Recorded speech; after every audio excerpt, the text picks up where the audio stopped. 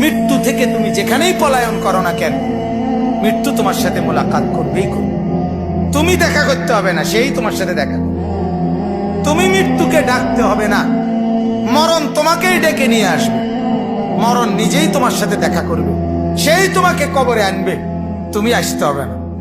হাদিসের মধ্যে আছে, আল্লাহ নবী সাল্লাল্লাহু আলাইহি ওয়াসাল্লাম হাদিসে ইরশাদ করেছেন, প্রত্যেকটা নাফরমানের লাশ যখন খাটের মধ্যে করে কাঁধে তোলে, মানে কবরস্থানে নেওয়ার জন্য যখন লাশ খাটের মধ্যে কাঁধে তুলে নেয়, তখন এই পরিমাণ চিৎকার করে ওই নাফরমান লাশের খাটের মধ্যে।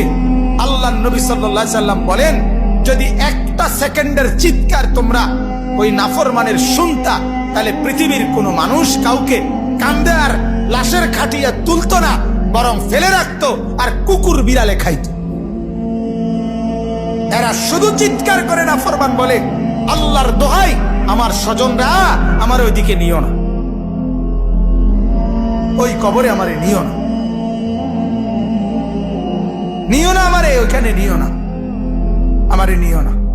হায় তোমরা আমারে কই নিচ্ছ? তোমরা না আমার স্বজন, তোমরা না আমার সন্তান।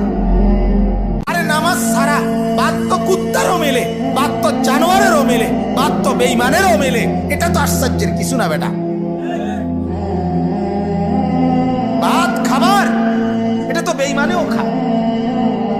তাহলে আজ যদিও তুমি মনে করো এখানে এদিক দিয়া হেদিক দিয়া, এই পাশ ওই পাশ দিয়া আড়াল হইয়া হইয়া তুমি পার হইয়া গেলা, কারো সামনে পড়লা না, কেউ দেখলো না, কিন্তু অচিরেই আল্লাহ তাআলা বলেন, ইয়াউমা তুবলাস সারাইর, শুধুমাত্র তোমার বাহ্যিক কৃতকর্ম না, তোমার অন্তরে 24 ঘন্টা যত কথা উঠানামা করছিল, খারাপ চিন্তা, চেতনা, কল্পনা, আবেগ, অনুভূতি, আল্লাহর কসম আল্লাহ কোরআনে বলে, সেগুলো হাসরের ময়দানে আমি আল্লাহ আমলনামার মধ্যে লিখিত দেখাবো।